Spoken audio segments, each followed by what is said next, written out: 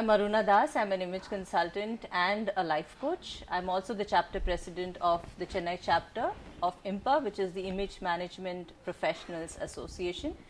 As part of Women's Day celebration, we are interviewing 3 women of substance, prominent personalities rather, in Chennai. And it's a pleasure to welcome Dr. Pritika Chari, who is a neurologist, a neurosurgeon, and one of the famous neurosurgeons in India. Also an image consultant, so it's even more a proud moment to interview Doctor.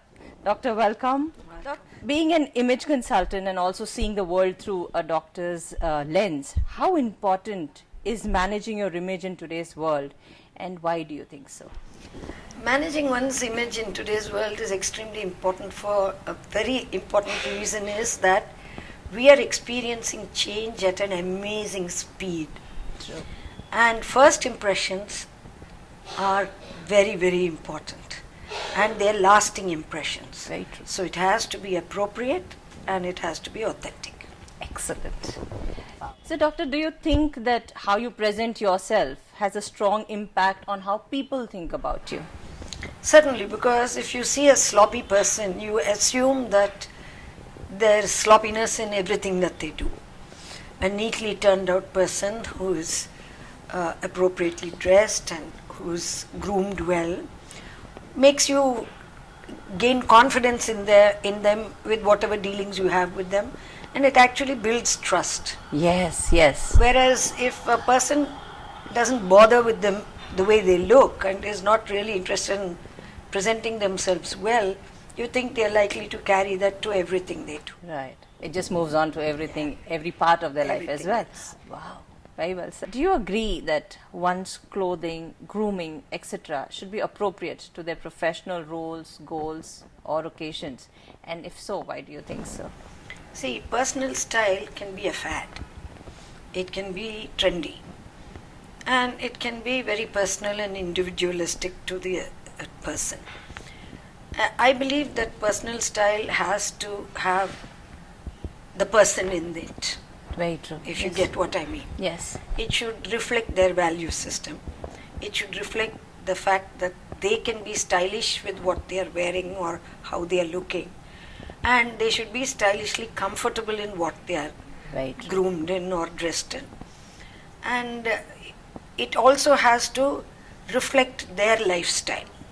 Now, as a doctor, there are certain, I wouldn't probably wear shorts and go to work. True, yeah. You see? Yeah. So, but shorts may be appropriate for a fitness consultant.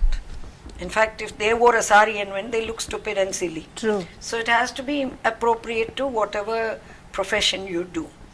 Now, in my own case, I always dressed well, but after doing image consulting, I think where my clothes are more fit appropriate. And also, they are stylishly comfortable. True. Because earlier comfort was a very determining factor and the style took a second place. But now the two together, and that's how I feel that becoming an image consultant, those things have improved in me and people have noticed it. I've seen the change as well, and you look gorgeous. Thank you. So I've seen you play different roles. You're also a public figure. I've always wanted to ask this question to you. What aspects you think have enabled you to be an influencer and yet manage work-life balance so beautifully? You're always on time for meetings, for everything, and I really admire that about you. How do you balance it out? First and foremost, work-life balance is a myth. It is work-life integration. And I believe in leading by example. So whether it is my image or whether it is my soft skills or whether it is training somebody or leading a group of people or whatever it is, I believe that the maximum compliance will come from people if you live the role that you're expecting others to live or to be.